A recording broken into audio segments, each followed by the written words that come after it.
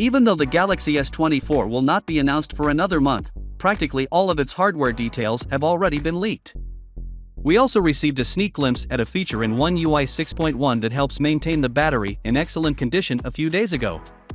Now it's time to learn about the new features that will be included in One UI 6.1. This new version is scheduled to be released with the Galaxy S24 and will eventually be accessible for current Galaxy handsets. Bennett Bruner Pro, a trustworthy tipster, has given several photographs displaying features of One UI 6.1 on the X platform.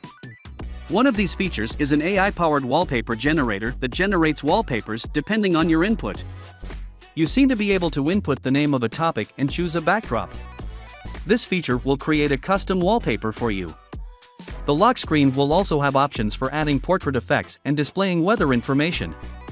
Another intriguing feature to One UI 6.1 is the built-in picture editor, which allows you to effortlessly move items around using drag and drop actions. You may choose an item from one of the images. It's simple to put it in another. Furthermore, it enables you to easily extend your current picture collection.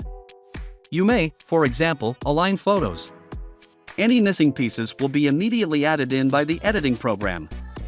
Additionally, you can effortlessly using the picture editing tool. Changes such as drawings and stickers should be redone. Other than that, Samsung Notes will also contain a feature that condenses notes into bullet points for easy reading. It can also format notes automatically once they have been converted to text.